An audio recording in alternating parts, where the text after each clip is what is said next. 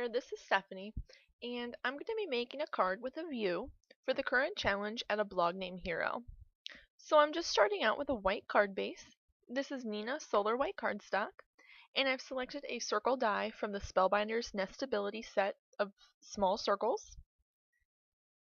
And the first thing I'm going to do is just find the center of my card so that I can position that die perfectly in the center.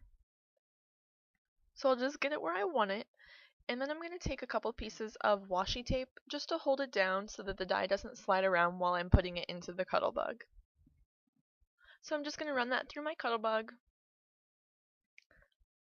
And now I have my card base with a circular window in it.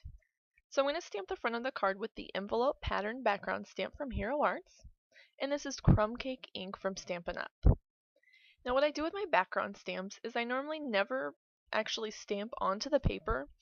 I normally lay the background stamp down, ink it up, and then bring the paper to the stamp. So here I'm just using a piece of scrap paper to cover that up while I press down so I don't get ink all over my fingers and all over the inside of the card.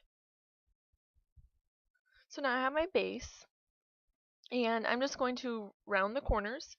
So I'm using my corner chomper, and I'm going to round all four corners a 1/4 inch.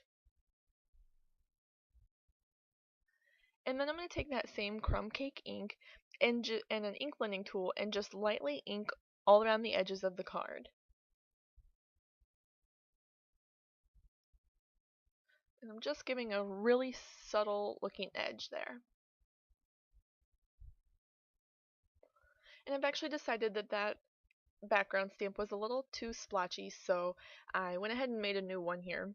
And now I'm ready to stamp the inside of my card, and I'm going to use the cloud background stamp from Hero Arts. And I'm going to use my favorite ink, and that is the Soft Pool Shadow ink. So I'll do the same thing here, just lay the stamp down, ink it up, and then bring the card to the stamp.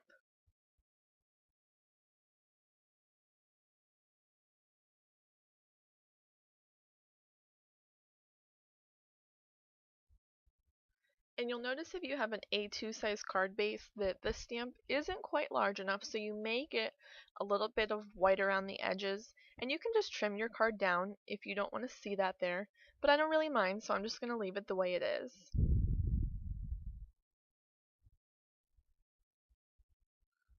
So I've selected an image from the Kiss from the Sun stamp set, and I'm going to use this stamp with the birds on the branch. And I'm going to stamp that with Memento Tuxedo Black, and I'm stamping it onto some Copic blending paper because I'm going to be coloring those birds in with Copic markers, and this Copic paper is really nice for blending. It's really helpful. It's really smooth, nice paper.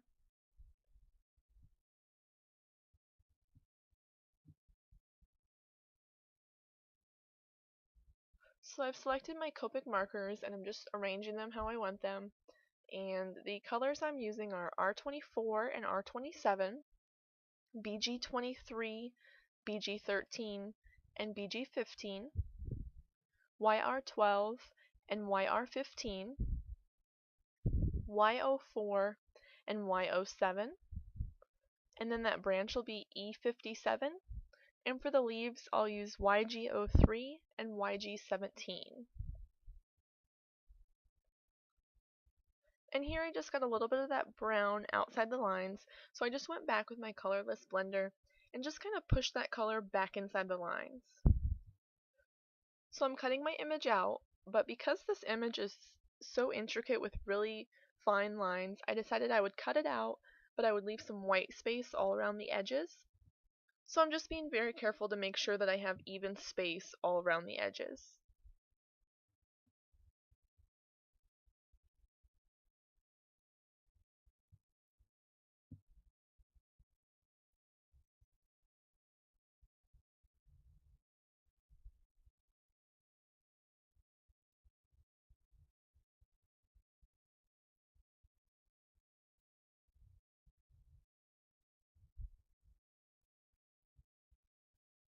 So now I have my image all colored and cut out, and I'm going to be stamping a sentiment from the Thank You for Being My Friend set, and I'm just stamping that onto a strip of Nina Solar White cardstock, and I've decided that the strip is a little too long, so I'm just trimming that up.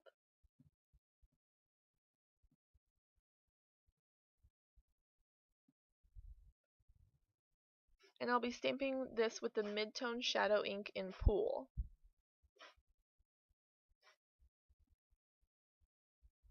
And then once I've stamped it, I'm going to trim the ends of it to give it a banner look. Now there's a couple different ways you could do this. For example, if you have a square punch, you could use the edge of the punch and just to cut those out really easily. But I always just eyeball it and cut it with my scissors. So now I'm just going to decide where I want everything to lay on the card. And I'm going to put the sentiment down with some dimensional adhesive.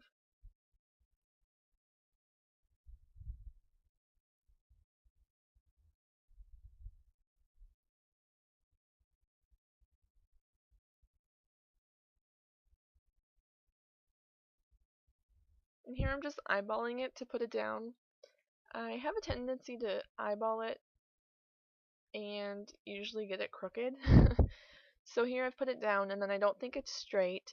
So I'm going to use my T-square ruler to just see if I have a straight line. And then I'm going to pick it up and move it over just a little bit and then make sure that it's straight.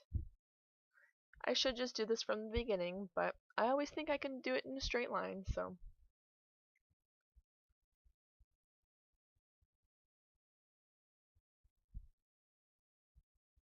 And then for the little birds, there's not a whole lot of room to put adhesive, so I'm going to use the Tombow Mono Multi-Liquid Glue and just put a little dab on the end. I'm just going down the right side first, and then I'll take the left side and lift it up and add some more glue to that and then press it down, just to make sure that the image is straight and to make sure that I don't get glue all over the place. And I'll just press it down for just a second and then it'll be dry enough to stick. And even though I've only used a little bit of glue, it's still really strong glue, so it'll stick. And now I'm just going to add some metallic gems here. And when I use gems like this that are in a strip, I always just cut in between the gems so that it cuts the strip of adhesive, and then every gem has adhesive on the back. And then this tool that I'm using to move the gems around is actually just a cuticle pusher, but it works really well to pick up the gems and move them around. So there is the finished card. I hope you enjoyed, and thanks so much for watching. And for more information on the challenge, just go to ablognamed.hero.blogspot.com. Have a great day!